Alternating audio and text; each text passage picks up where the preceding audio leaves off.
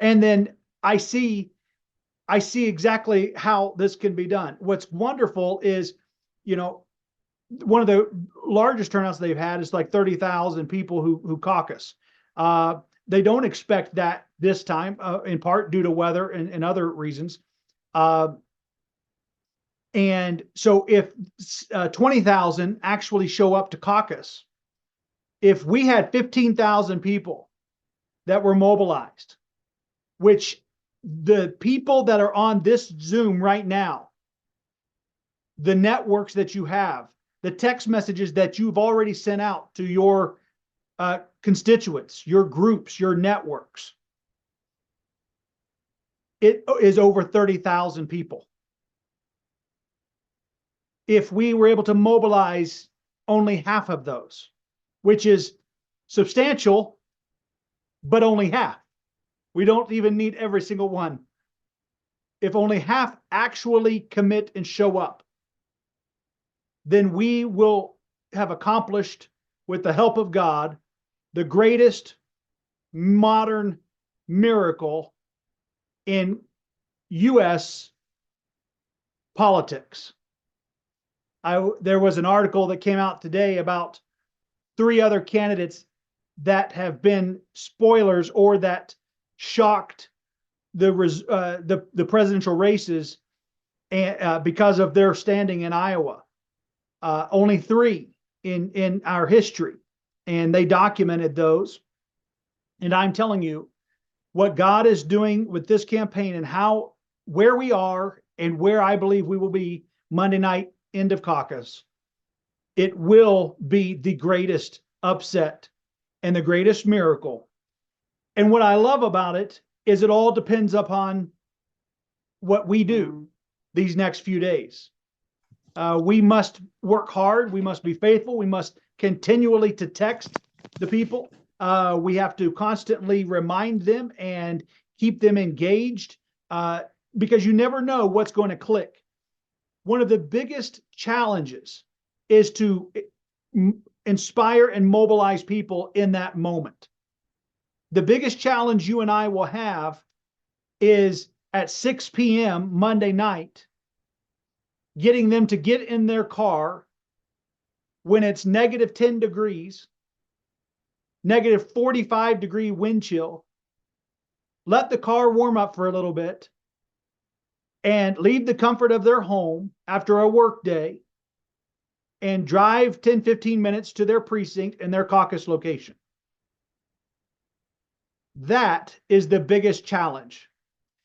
But I have to remind you, there are people the world over that stand in line for hours for the privilege to vote, for the privilege to stand for what they believe is right. And that is what we represent. That is what we are doing Monday night. You are giving a voice to millions of people in the United States that don't have a voice right now. You are giving a voice to many people all over the world who are counting on you. I'm telling you, they are counting on you, Iowa, to stand up, to show up, and to caucus for us on Monday night. And so last night, I covered our policies of economy, national security, and family. We talked a lot about energy. We talked a lot about the debt reduction. We talked about education a bit. And, there's healthcare. There's so many facets to how America will be better. But one of the greatest reasons America will be better under my presidency is that you won't have to even be thinking about politics all day, every day. You won't even have to, it won't be troublesome and burdensome. And, when I look at all the vitriol and all of the back and forth about everything, all day, every day political, go on, X, formerly Twitter, go on social media, and you will see just people going at each other's throats about every little thing that is done throughout the day. I mean, no wonder they've got to be taking pills for anxiety and depression and everything else just after a bit of time on these networks, because it is so bad. But what that shows me is that there's just the general spirit of unrest. People are just troubled and they don't know what else to do about it. They don't know how else to express it. The rioting, even the protesting, which is great to protest and stand up for what you believe in and express. But even the mere fact that we have to have all of these things shows things aren't right. People protest because something is broken and they are looking for solutions. They're wanting it to be fixed.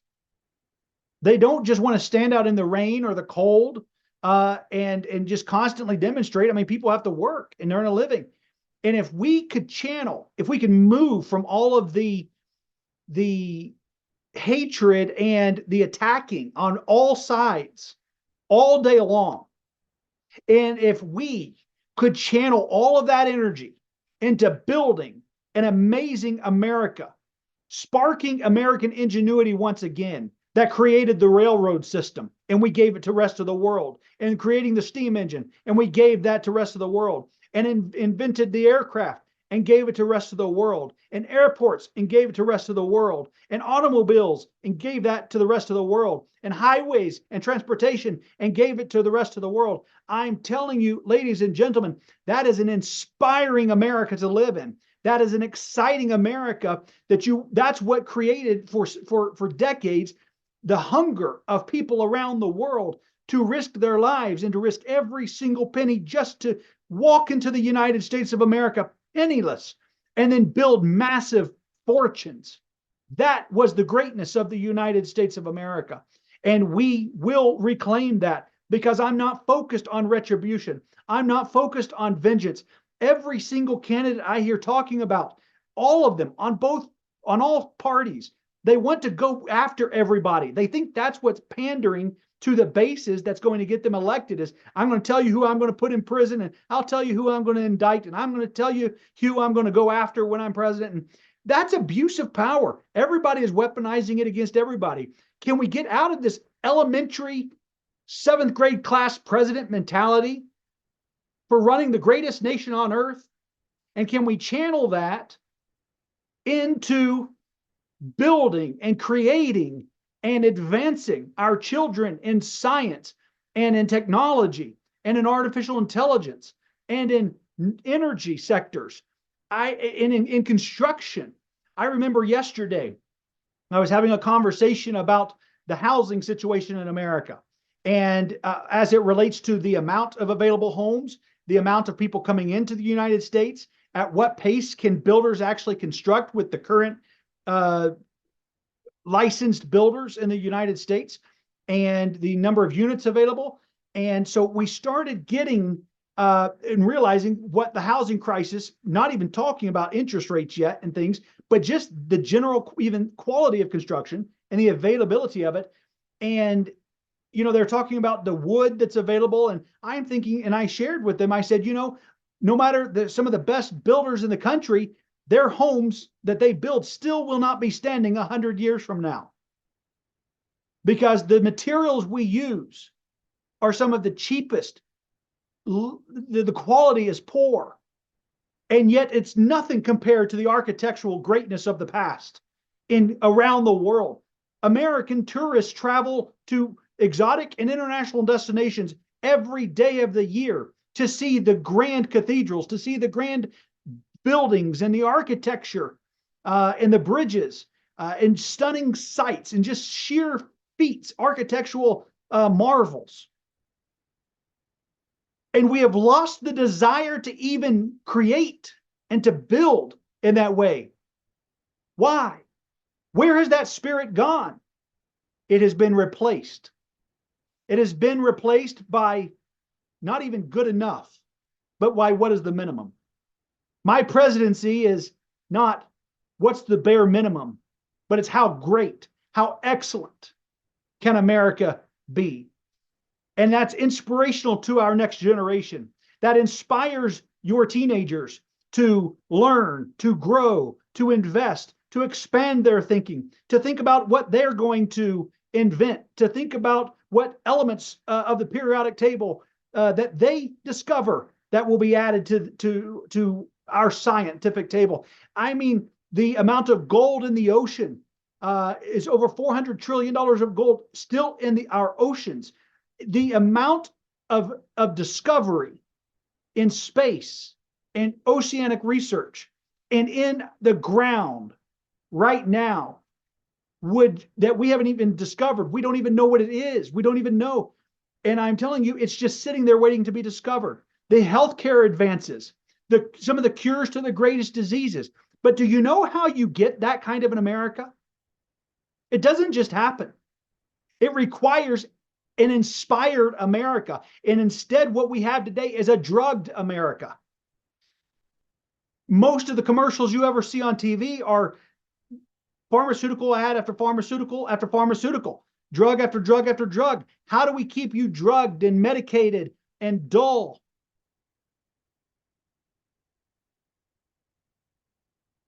So, ladies and gentlemen, I want the quality of life for you to improve.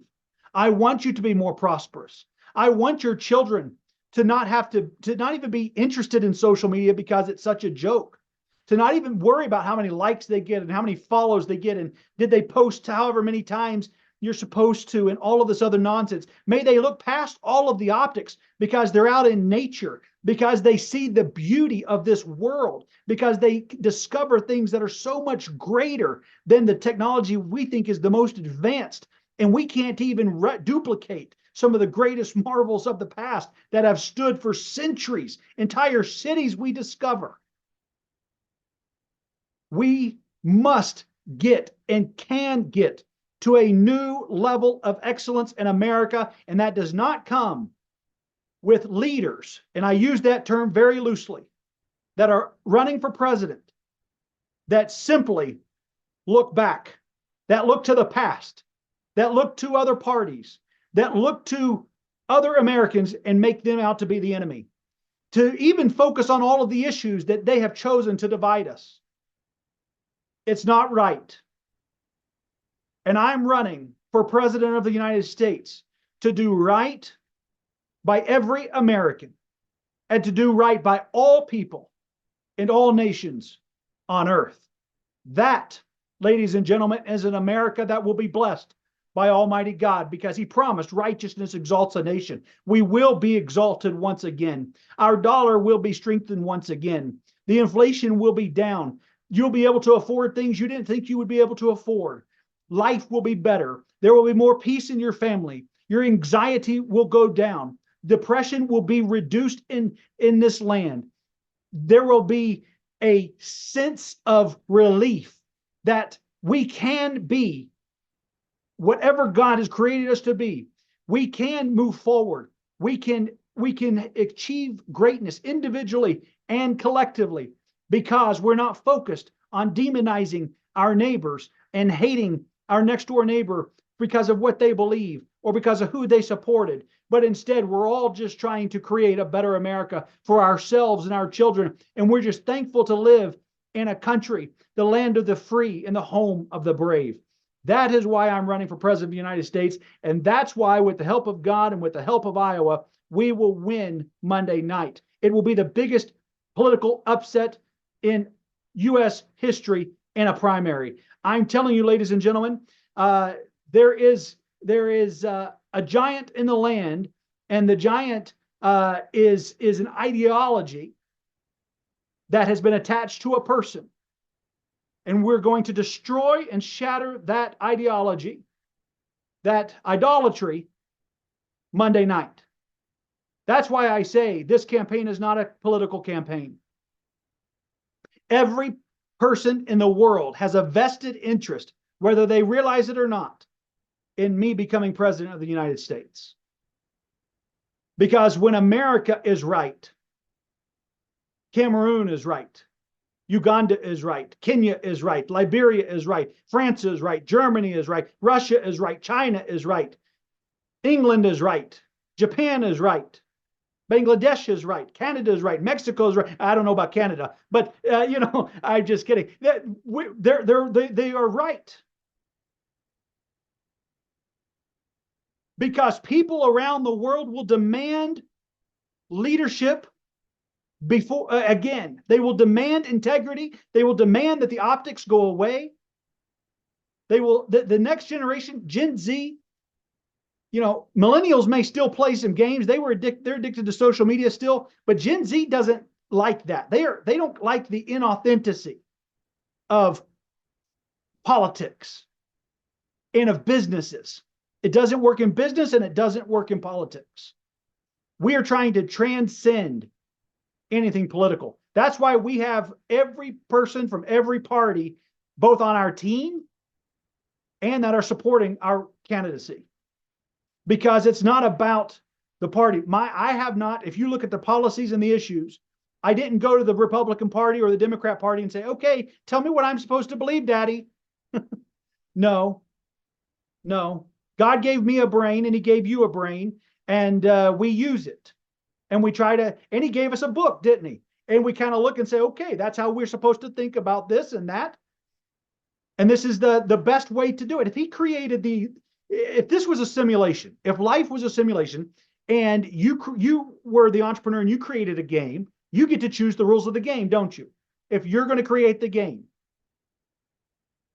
you can choose how to play it and who wins, who comes in first, second, third, because you created the game. Now, life isn't a game, but the creator said, this is how you live a good life. This is how you play the game. This is how you go around the board. With the least amount of worry, with a lot of joy, as a matter of fact, no matter what happens, no matter what the circumstances are, you'll still be able to be joyful in all of them. This is how to do it. And he gave us that roadmap. See, the problem is we try to do it our own way. And so every issue, every policy at RollanRoberts.com, I literally have references that those policies are based on. Because I did not want to I didn't wake up and just say, well, what do I want America to look like? My prayer was, God, what does 22nd century America look like? Not what does America look like 4 years from now? My goodness, how short-sighted. And most people are only focused on what America looks like tomorrow. They're not even thinking about the next 4 years. But I said 100 years from now, 80 years from now, God willing, my son, Rollan III, will live to see the 22nd century. What kind of America and world will we live in? Will he be living in the 22nd century? That is what my policies are based on. And I believe they're divinely given. I believe it's insight, whether America takes it or not. Everyone 100 years from now will be able to see that their ancestors, their great-great-granddaddies and great-great-grandmamas, the people on this call, the people in this meeting, they will look back, they will hear, and they will know that the people either embraced or rejected what would have given them the best life ever. The responsibility is on us. What we have asked each of you to do is to put your faith in action. A lot of people say a lot of things, but you must put legs to your faith, or it is not faith at all. Monday night, ladies and gentlemen, at 7 p.m., there is a test. There is a final exam. May God help each of us. I want to welcome a lot of our visitors tonight. We're so glad to have you. And I want to give several a chance to give their word of support for our candidacy. I know many are excited to do that. And so I want to start off tonight. And Stefan, if you ever need to jump in, please do. If we need any housekeeping things, I do want to make sure that everyone sign up at the link in the chat in this meeting, and they can put it on the social media links. But you need to sign up so we know which caucus location you're going to be at. There's a lot of them. And it's probably only 10 or 15 minutes from your house. Right there it is. It's only 10 or 15 minutes from your house, but we need to know which one so we know where people need to go, how many people we have at each one. And then we need to know which one of you are going to be standing up and saying, I nominate Rollan Roberts for president, and here's why. And we have provided Dr. Marie Wilson and many of the other Iowa leaders, Pastor Success, and they're all in a special group. And they have a lot of resources to give you. So if you will reach out to them, they will be able to provide that. But once you put your name on the sheet, they will be contacting you and they can help, and you two can coordinate that way. All right. That's the way it needs to be done, orderly and in good manner, good fashion. So sign up that tonight. I also want you to sign up for the prayer-a-thon. It takes prayer. I can tell you, I am leading that charge every day because we are walking by faith and we are trusting that every financial need will be met, every need, period, of getting people to caucus will be met, and that there will be no distractions that night, that everyone that supports us will be protected and blessed. And so that's our prayer. And if you go ahead and also kindly put the giving links into the chat, and I'd ask that even while this call is going for another 30 minutes and you hear from everybody else, when you hear something that inspires you or that you resonate with, or if you just want to be a part of the miracle, if you want to share in this miracle with us, click the link. Click the link. Give whatever you feel led to do. Give what you are inspired to do. It is investing not only in this campaign, but in something for the entire world. You're investing in every immigrant in the United States. You're investing in every single American. You're investing in your children. You're investing in the people who come after us, your grandchildren and great-great-grandchildren. And on behalf of all the people of the world who are not allowed to give because of our U.S. election and donation laws, thank you. Thank you for giving. Thank you for being generous. You know, generosity is the only proof that you've conquered greed. Generosity is a very important character trait in life. And, you know, a lot of times giving, and a lot of people think generosity is an act.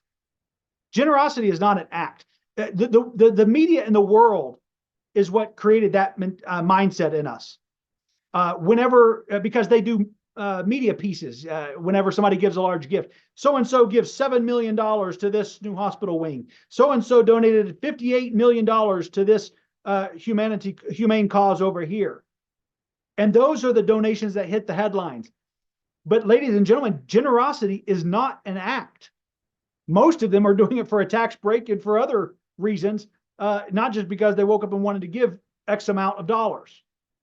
It's strategic. It's intentional. Generosity is a matter of the heart. Generosity is a way of life, not an act. It's just who you are. Constantly giving of your time, giving of yourself, giving of your resources. They always say the time, talent, and treasure, you know, giving of those, of the 3 T's. That's what generosity is. And so be generous, and invest and share in this miracle and the blessing